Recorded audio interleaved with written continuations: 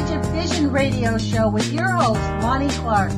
We stand together and accept that we now live in a world transformed by Fukushima. Monday, Wednesday, and Friday from 8 a.m. to 9 a.m. Pacific Standard Time here on UCY.TV radio. We relentlessly engage every ear that listens. We expose and confront the complete lack of accountability for the nuclear industry. Consider social engineering programs who view our bodies, minds, and souls as assets on a balance sheet. We discuss vital current issues, interview activists, and engage our audience in an effort to allow all voices to be heard. The Age of Fission radio show creates a venue that all will choose. We encourage our listeners to reclaim their power and their courage to take action and save our planet from the ravages of greed and indifference. Our actions matter. Every voice matters. We remind our listeners that happiness is resistance.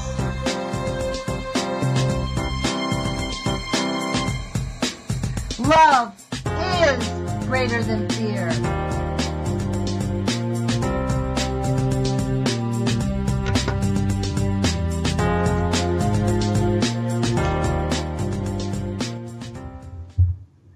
Good morning, UCY.TV radio listeners. This is Lonnie Clark with the Age of Fission radio show. Thanks for joining us. It is 8 o'clock in the morning here, July 25th, 2017. I'm on the West Coast.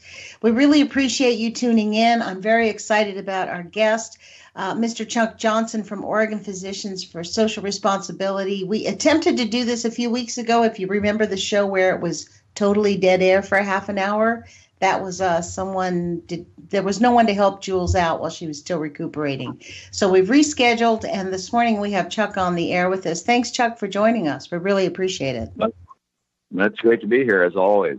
Yeah, it's really awesome. So do you have anything in particular that's on your mind or that Oregon Physicians for Social Responsibility is working on currently that you want people to know about? Well, one of the things that's been on our mind a lot since it became a more realistic concern is this NewScale Corporation in Corvallis, Oregon, which is designing a new nuclear power system consisting of up to 12 50-megawatt nuclear power plants in a common pool of water for cooling, for both normal cooling and as part of its emergency cooling system. This design has been going on. It's a spinoff from Oregon State University, been going on since the early 2000s, and was bought by Fluor Corporation, a big engineering company from Texas, and has the backing of the U.S. government through grants that Congress and the President established to encourage new nuclear design.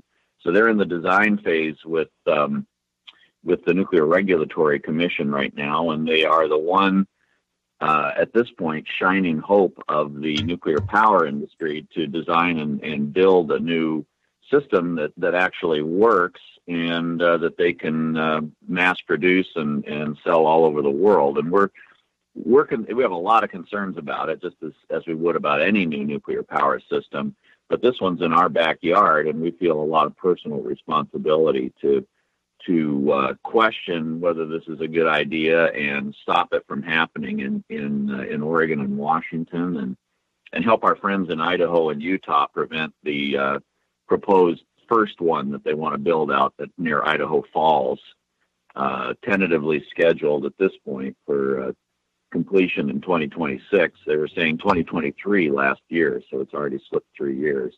Wow. So you're talking about the small nuclear reactors, right? This SMRs? Yep, they call them small modular reactors. The whole idea of modular construction is something that the nuclear power industry has been trying to use as a way to bring down the cost. And they used modular construction with the Westinghouse AP1000 reactors they've been trying to build in Georgia and South Carolina and in other places around the world. And it has not worked. It's a surprise, surprise. You create modules or portions of these reactors in a factory and ship them to the site to reassemble. And, they don't fit together exactly correctly. There were problems with the manufacturing. This is totally predictable.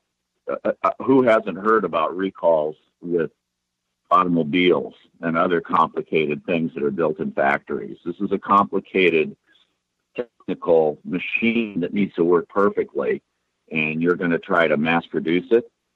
Well, you better have really competent people working in your factory, or there are going to be problems when you try to reassemble them. But the hope springs eternal on this one, and the idea is you'd create the entire reactor. These are mini reactors, or by nuclear power standards, they're small reactors, 50 megawatts each. How big would that look like? Like if we were to look at it, Chuck, what would it be? The size of a big building? Because the nuclear reactors now are gigantic, right? Well, the reactors are big. The buildings around them are a lot bigger. But these are long and thin and fairly tall.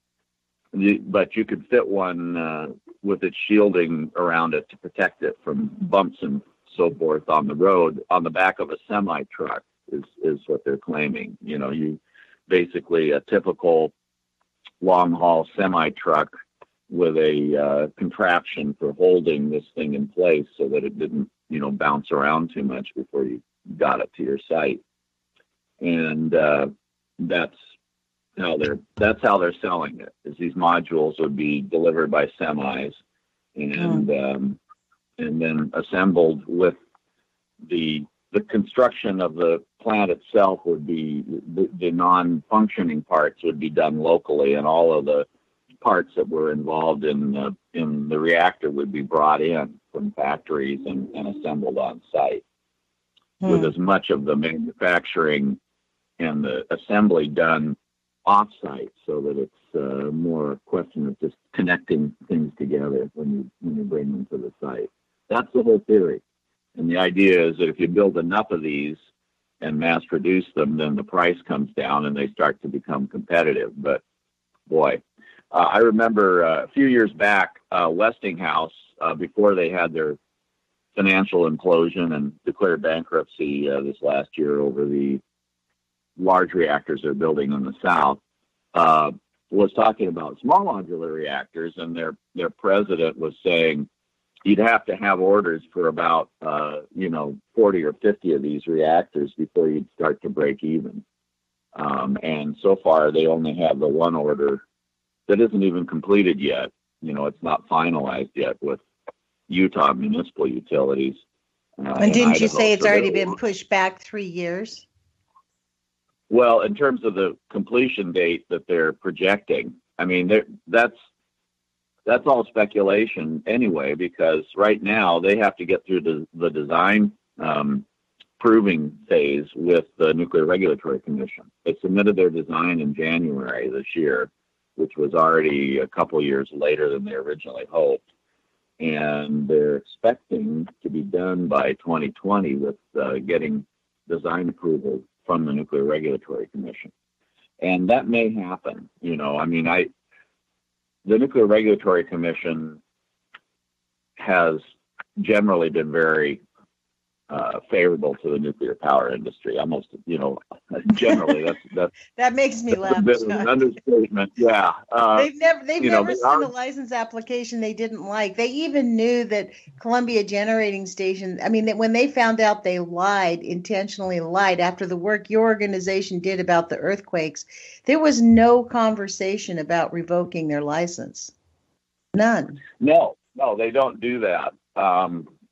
They don't deny licenses and they don't revoke licenses. They just have never done it.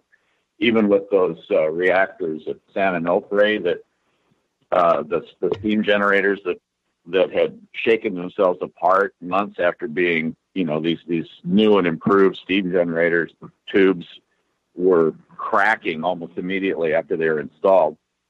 Totally faulty system. And the NRC was afraid to make a decision that was anti-nuclear. So they just put it off until the utilities down there couldn't stand it anymore and decided to close the reactor on their own. Because they basically were sitting there making no decision for years. And that's kind of how the NRC makes decisions, is that it does it in a vacuum. If it sees something that's really, really bad, it probably won't rule in our favor, but it just won't rule in favor of the nuclear power industry. It'll let them do their own dirty work. So it astounds me, the complete denial of harm to our environment and to people. I've only been paying attention to this for 5 years now.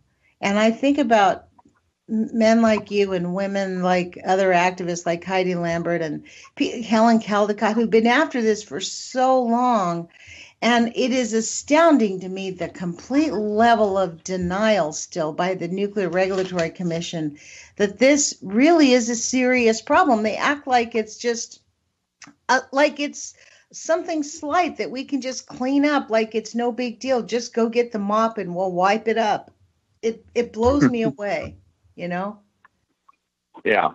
Well, they're funny because they do have some regulations that are good, and they do actually report on them. The thing is, they always find an excuse or a reason to ignore them ultimately, So they're very good. The NRC is good at documenting some of the problems that reactors have. And then if they're serious enough to actually threaten closing the reactor, then they suddenly get, amnesia and an unwillingness to no harm to human health, Yeah. I mean, that's at the end of every single statement. No harm to human health. Every report.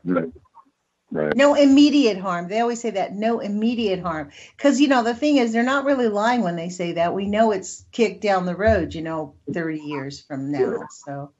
Yeah, cancer is not an immediate harm because it's not an immediate disease. You don't have one exposure to radioactivity and go, oh, I suddenly have a cancer, No. So obviously, when you say that, you can eliminate cancer as down the road as a harm. So I wanted to ask you, I didn't actually ask you about this. I didn't actually have time before we went on the air. So if you don't know the answer, I just wanted to ask you, the NRC on their nuclear alerts right now, there was an event posted on 5/25, and they put up an event notification yesterday that I didn't understand what it meant. It's called invalid specification actuation. It's considered a non-emergency.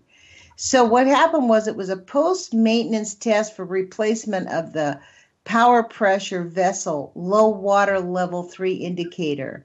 So it's supporting which reactor are we talking about? Sorry, which reactor are we talking about? It says which reactor, low rack indicator, tripping the RPV level 2 instruments of an unplanned start of a high pressure core spray pump and its emergency diesel.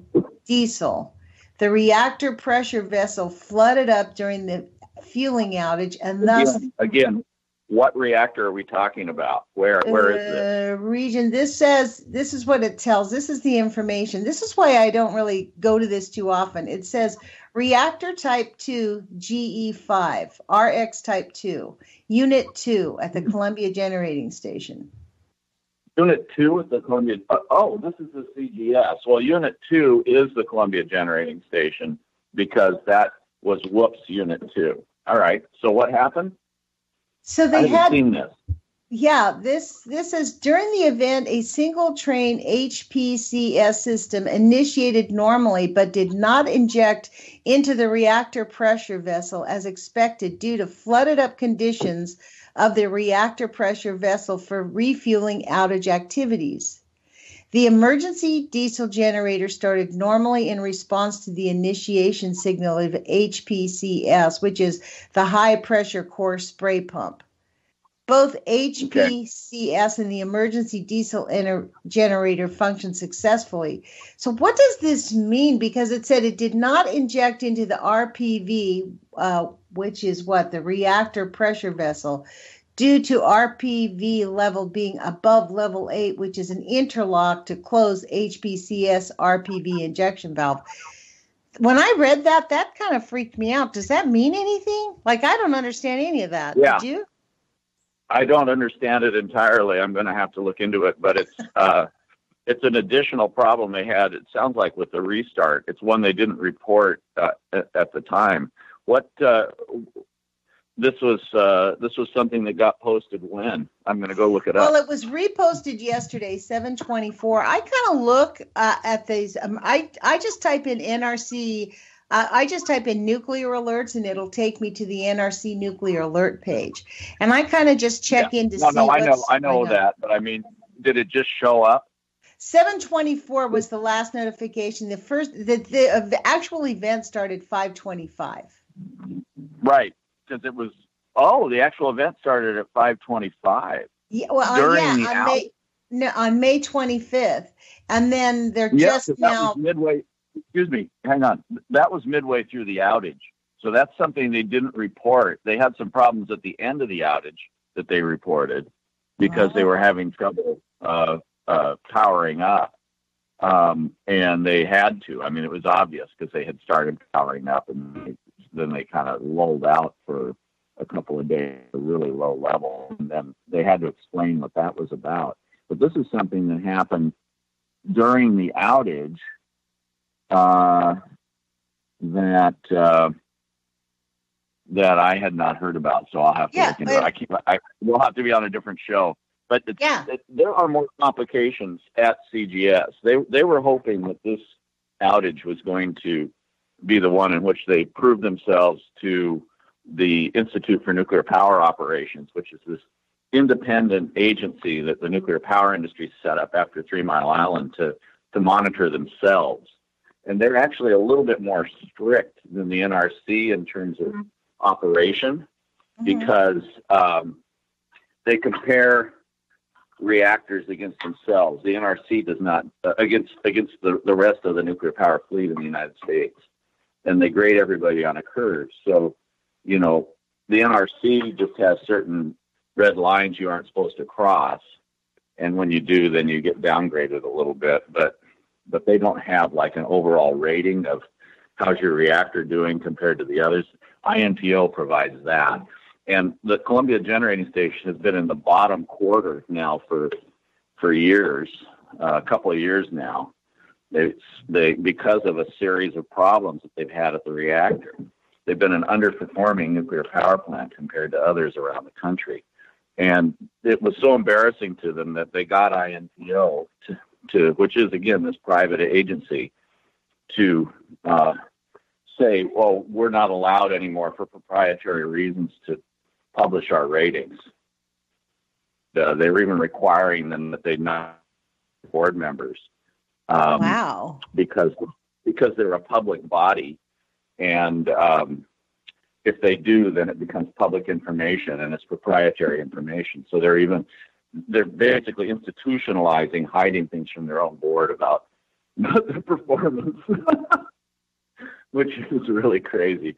We have decades of ratings that are charted in Robert McCullough's huge study on the economics of the Columbia Generating Station. Several decades in which they've been reporting their INPO ratings, and now all of a sudden, because this has become an issue, they are, and because they're doing poorly and it's in the press, they're supposedly being forced by INPO not to reveal their ratings. So anyway, needless to say, this is a situation they're uncomfortable with, and they were hoping that this outage would go smoothly, and that as time goes on, the bad events would recede into the past and they would move up the ratings a bit. But it looks like they're still having a lot of problems there. I just heard about another one yesterday. talk about right now because we're still investigating it, but it's a relatively serious one. So, at CGS, I mean, at CGS. At CGS, yeah, at CGS. So the next time you're on, maybe you'll be able to share all the information you've found out on it. Yep. So this is one that I didn't even know about. So thank you for telling me about that. Maybe it's interconnected. It'd be interesting to see if this is interconnected, No, this is a totally different thing. Okay. But this reactor has had a lot of scrams, which is when you have the reactor automatically shut down because of something going wrong, and for safety reasons it shuts itself down. And every time that happens, it does some damage to the reactor, because a sudden shutdown of something as hot as a nuclear power plant and cooling it down suddenly really puts a lot of stress on all of the metals and components that are in the reactor. Plus, it had operated for over a decade longer than it probably should have, with a faulty condenser, which was putting copper. It was made out of brass, and it was leaching copper into the cooling water inside the reactor, and which they then had to inject chemicals to keep it from bonding with the fuel and causing the fuel to fail and encrusting itself inside the reactor vessel. Oh my God! So they had a horrible copper contamination problem inside there, and then of course the condenser kept springing leaks too, which was exposing the workers to radiation as they went and sealed these leaks up. So when they replaced that condenser, if we had been involved, I just so rue the fact that we were not involved in fighting this reactor earlier, before Fukushima, because they got permission to replace that condenser, and it was extremely expensive. They had to shut down for half a year, and they spent, I think, about $300 or $400 million to do it, in addition to the lost power. And that would have been a perfect time to close that reactor permanently. But we didn't. We weren't Chuck, around. Can I ask you a question about these costs? Like, this is just stunning to me, the big numbers. What is the big cost? Like, if this is a construction job, why does it take $300, $400 million? Like, where is the cost? It's obviously inflated from what it ought to be, but how do they get these huge? Every nuclear facility is just billions of dollars, when you add it all up. Why? Because for one thing, there's a lot of labor costs, because people can only get so much radiation exposure. Something like this replacement of the condenser involves having workers getting into places that are pretty hot, and they can exceed their exposure limits. So you have to have a lot of workers to do that. Mm-hmm. You can't very well have someone exceed their exposure limits and then not pay them. So you gotta, you gotta pay a lot for labor when you do something like that. Yeah. Plus, you want to build things that actually work. In a nuclear power plant, you don't want them to have failures. So there's a lot of checking and double checking and quality control that should go into them. Sometimes things are built poorly anyway, but it's just the engineering task of creating a nuclear reaction that is so intensely hot, hotter than anything else that has ever occurred on the planet, and creates these intensely deadly radioactive byproducts. Just the engineering task is enormous, and that's why the costs are so high. If you don't care whether people die or not, which I would argue maybe they don't care nearly enough. But if you really didn't care at all, sure, you could build them cheaper. If you said exposures to radiation, who gives a damn? Take your badges off and let's just work 24/7, you could do it cheaper, but the NRC to their credit, they don't want to completely be an agency that does nothing. They don't allow, there are rules and regulations. It's cheaper to build and run a nuclear power plant in China right now. And there's a reason for that. Their environmental regulations are, very thin to begin with and mostly ignored. So I shudder about the fact that China is the one country in the world that's really aggressively pursuing nuclear energy. They're pursuing wind and solar and everything else too, but with nuclear energy, they're in the process of building about 14 reactors right now. And at the rate they're moving, they will surpass the United States as the largest nuclear power nation in the world within the next decade. And probably they're an excellent candidate for the next accident because they don't have the quality assurance that other countries do. So that's what costs money, Yeah. Well, I read an article about 3 months ago.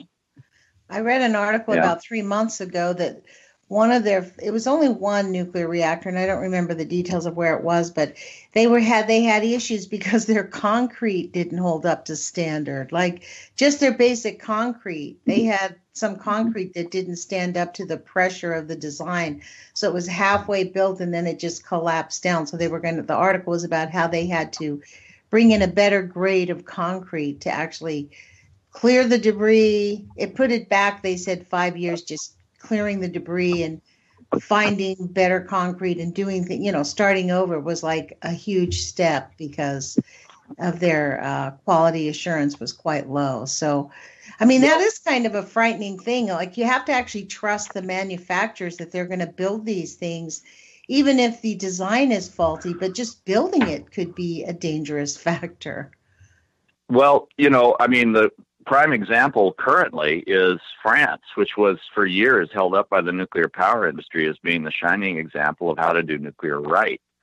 And the big scandal there right now, in addition to all the cost overruns in their new build that are just, that have bankrupted Areva, which was a private spinoff that's now being absorbed by the French state-owned Electricité de France. But their manufacturing facility for the steel that they used in the containment vessels and in other really crucial parts they have been making steel components that are not up to the standard that they thought they were. They're supposed to be able to, unfailingly resist the pressures inside of a reactor, and they don't. The steel didn't have the right combination of additional elements that they expect to have in it. And they tested it I think it was about a year and a half ago that this was announced that they had been testing these components and discovered that they were not built to standard. And they've already built containment for their reactor system in Finland. They built the one in France, and I'm not sure if that same faulty steel is what they were using for the two they're building in China. But it's set everything back, and the industry's been fighting with the government over whether or not they would allow them to just go ahead and use these faulty steel parts temporarily, with the idea that they would then replace them with new components in a few years after they rebuilt them and then put them on, so that they can try to at least get these reactors running and start to generate some electricity and stop. But so at this point, that's still hanging in the balance. But this is the French nuclear power system that was supposed to be, the highest standard in the world and the most competent people, and their nuclear power new build is just falling flat on its face. The only reason it's not completely bankrupt like Westinghouse is because it's backed by the French taxpayer at this point. And, you can always squeeze more money out of an entire nation than you could out of corporate investors. Well, you don't really have a choice, away. do you? I mean, really, you don't. Yeah. The taxpayers have no choice. It's like us. We pay for this, Yeah. whether. And honestly, even, I honestly haven't really had the diligence to really pursue this, getting on the eWeb board. And it's difficult. Like I have an eWeb representative that supposedly we voted for. That person has never returned my phone calls. They have the meetings at odd times, so that if you're in business, you can't really just stop your day and go. They make it so deviously hard for people, for average citizens, to get engaged, to really pay attention to this. I mean, it's a devious way to go, because they know that there's not much we can do about it. Like Columbia Generating Station, it needs to be shut down. I mean, I know you guys are working diligently to try to close this thing down. Robert McCullough put up a 24 to maybe 30-page article that I read about a month and a half ago, maybe 2 months now, about the excessive cost of this hideous monster. And that didn't even seem to bat an eyelash. 2 days later, I read an article on some online article, demeaning him, saying that he had overstated the costs and blah, blah, blah. It was like pushback from the nuclear industry. And it was like, next, move on.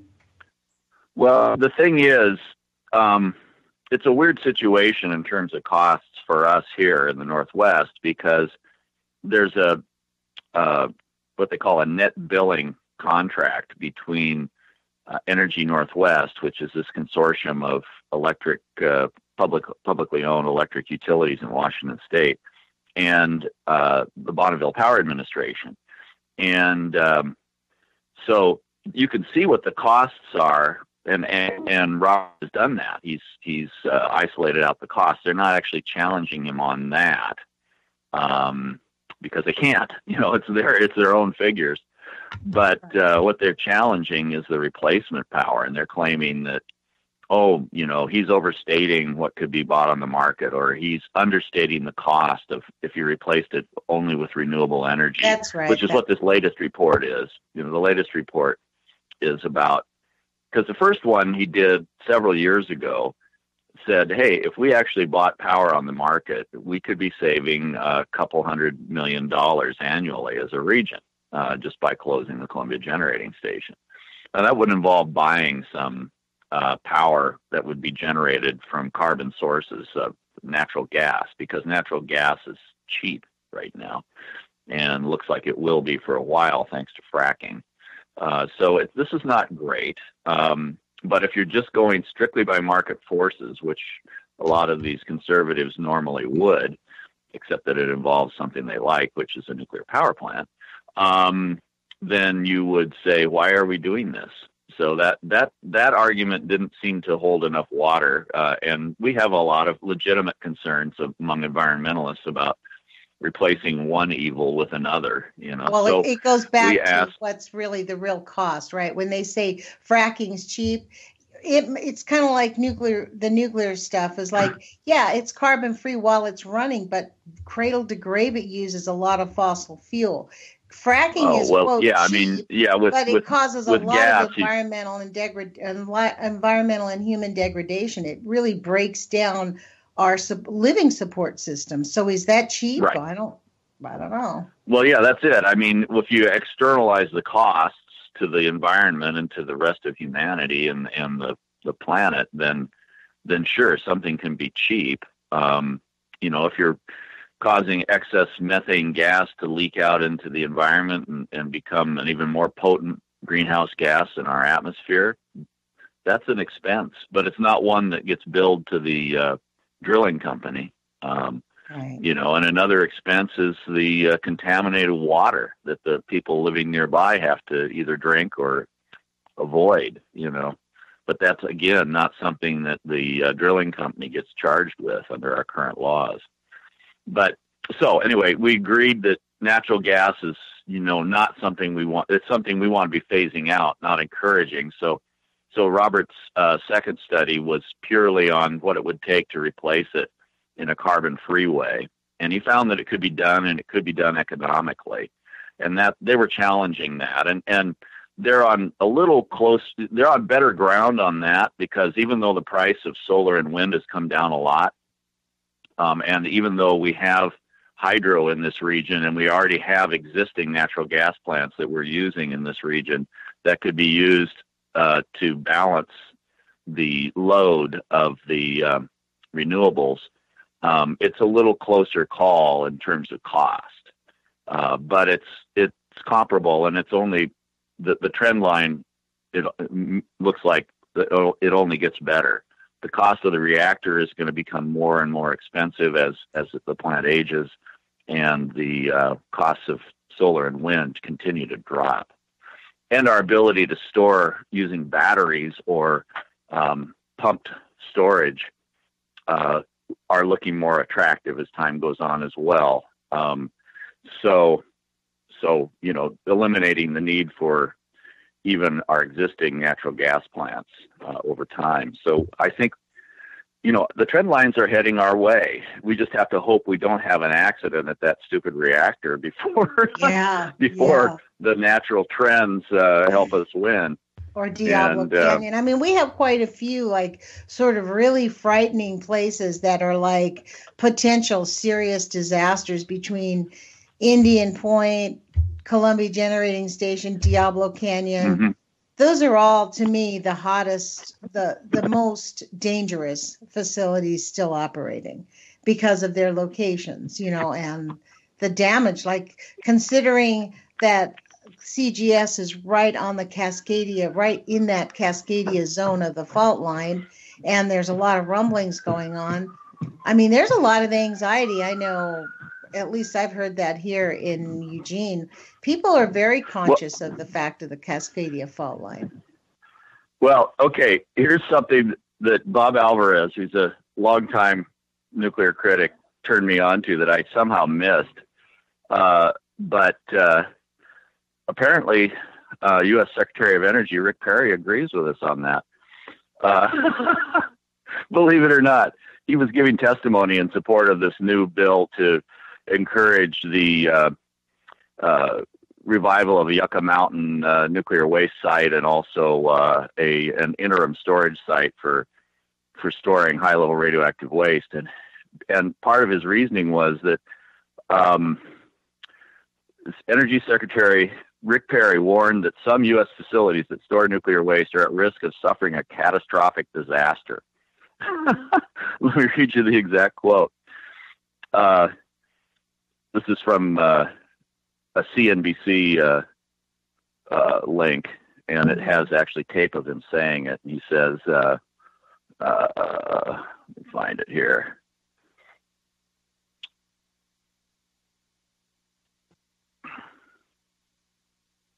That'd be great to hear what he has to say. Oh boy! Anyway, he basically said that we could be facing anywhere along the Ring of Fire, includes the Pacific Coast, and actually includes Yucca Mountain, which he didn't think of that fact, but he said that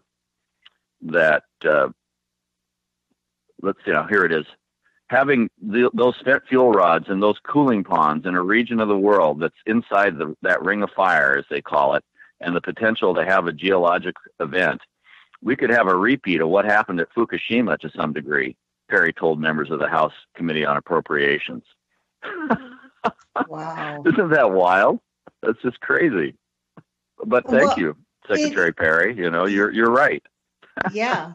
Well, what's interesting is that the way they hear this information, I mean, it's almost like there's a predisposed bias towards the nuclear industry by every single person in Congress.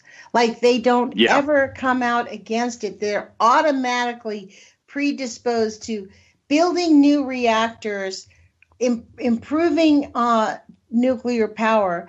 But there is never any real hard conversation about, especially since WIP, what are we going to do with the waste? Because right now, since WIP fell apart, all this waste is sitting there. Although Donna Gilmore corrected me and said that the waste to WIP does not come from the nuclear reactors, but Uh, you know, it's That's right. we have all this waste just sort of sitting around it all, especially east of the Mississippi, where there's, you know, several, like most of our nuclear reactors are east of the Mississippi, and they're all just stacking up their waste year after year with nowhere to go. And it's not an emergency. That's what really blows me away, is to me, that's a catastrophic emergency.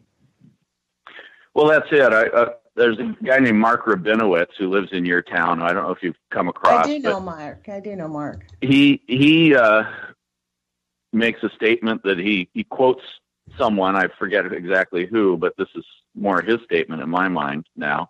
That the worst nuclear reactor is not one that fails somewhere along the line, but it's one that functions perfectly through its entire lifespan and generates a complete complement of the high-level radioactive waste that will then take 10,000 to 100,000 years to decay to a safe level.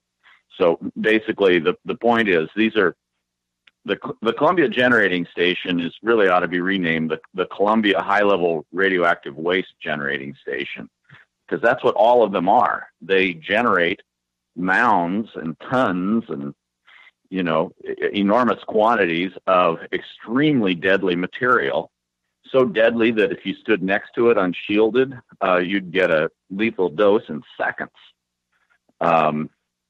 You know, Arjun Makhijani makes the joke. He's a physicist who is a nuclear power opponent, that if Evel Knievel, you know, was still alive, or his son Robbie, I suppose, fired up his motorcycle and jumped across an open spent fuel pool with no water shielding it, he'd be dead by the time he got to the other side of oh my God, the really? pool. Yeah, that's how much gamma radiation is being given off. It's enough that that's why the shielding is so critical. And then after 10 years, you could still get a lethal dose in about a minute and a half. So it stays really dangerous and hot. After 100 years, it might take you 12 minutes, you know, to get a lethal dose. But it's even 100 years later, it is still extremely dangerous material to be anywhere near. And that's why this entire industry is insane, you know? It's just absolutely insane. Yeah, that's what I can't get over. Creating something that difficult to deal with. Yeah. For any purpose. I read an article, actually, I think it was the day that it didn't work for you to be on the air with us, and I picked up the radio show like 25 minutes into it or something. I just went to the internet and picked up a local story that was new that day. It was actually talking about that we have been building 60 the world has been building 60 nuclear facilities a year. 2017 is the first year where we're only going to be building 59. The whole report was about the decline of the nuclear industry and how the world has sort of lost its favor towards this because it's becoming evident that we have not figured out what to do with the waste, right? That's the big thing, is how can we build 60 nuclear facilities a year and then have all this waste melting up? One thing about that number, though, is, Lonnie, is that it's always inflated, because they never, once somebody actually starts on a construction of a nuclear power plant, and if they don't officially say we're going to start up again on finishing construction, that plant is still considered under construction. So about, maybe 20 of those 50 are plants that are probably not going to get finished, but they still get carried on the books as being, built, under construction. It's like their TVA has plants like that, Tennessee Valley Authority. And they're one of the few that actually went back and actually finished a couple of them. One in the 90s and one recently they finished after having it sit for a while. But they still have other under construction reactors on their books. And there are ones all over the world that probably will never get built, but they're theoretically still under construction. The real active places right now, China is by far the most active in terms of building reactors. And then behind them were South Korea and, just a smattering of different countries building just a few reactors at a time. South Korea's government put a halt to all of their new nuclear construction and announced that they're phasing out their reactors program in their own country. They're still trying to export. Apparently, the nuclear power industry was powerful enough to get them to give that concession, but they're such a densely populated small country, and they're sitting right next to North Korea, who doesn't really even need nuclear weapons if they can, if they want to create radiological disaster, they just have to bomb their nuclear power plants. Yeah. So they're pre-positioned dirty bombs, basically, Wow. as they are throughout the world. That's obviously one of the many problems with siting a nuclear power station is if you ever find yourself in a war, it might be tempting to your opponent to bomb your nuclear reactor. Well, we have lots of those. That's kind of scary the way they're all, look at Sister Megan Rice. They just walked in there, you know what I mean, with cutters. 3 elderly people cut the chains and walked in and really just sat there and waited for security. This is how lax it is. It's unconscionable. That was a nuclear bomb plant, but yes, but that's what I'm shut saying. down nuclear bomb plant, but still, yeah. That's even worse. That was like completely easily, penetrated. But so, Chuck, we have about 15 minutes left. I wanted to give you an opportunity to talk about the current work you're doing. And actually, if there's anything that any of our listeners can do to help support your work, if you'd like us to get active in some way to make what you're doing more effective. Well, I think the most important thing probably currently that people can put effort in is what you've been talking with Donna Gilmore about, which is this nuclear waste, this new nuclear waste bill. Would you remind me of the number again? Oh, HR 3053. It's called the Nuclear Waste Policy Amendment Act of 2017. Right. And it's in the House right now. It passed out of committee. And what this bill does is it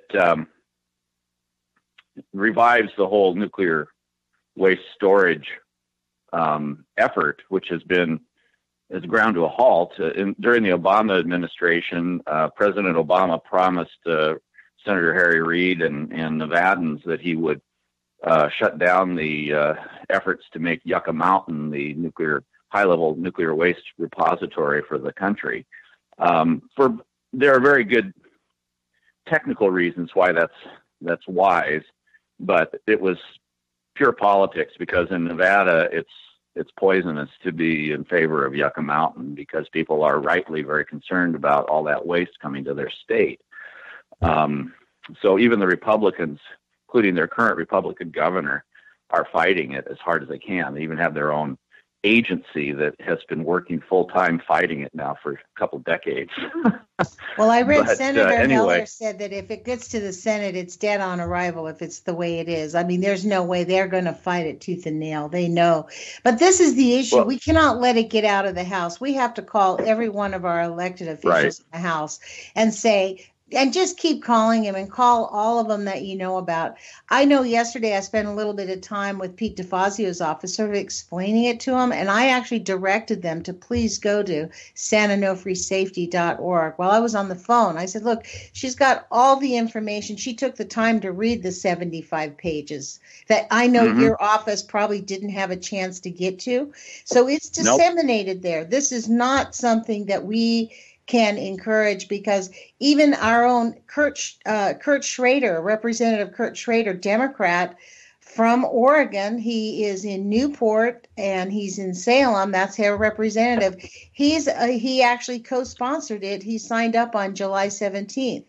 So I called his office and said, I hope he changes his mind. And I spent some time directing them also to her site, because I think these representatives have been told this is a way to finally get rid of those pesky regulations so we can find a permanent site. The way it's being sold. Let me do a little myth busting on this, because in the Northwest delegation, there have been some interesting discussions about why these members of Congress think it's a good idea to pass something like this. And the first is that, well, we have all these orphaned sites.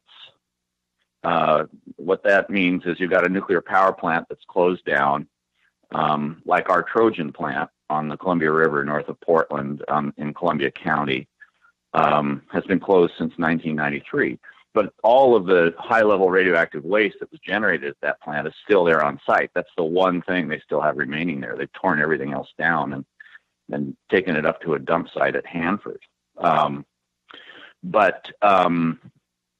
So this waste has nowhere to go. PGE is out of the nuclear generating business, and they'd like to have their waste picked up by the U.S. government, which promised them that they would take it.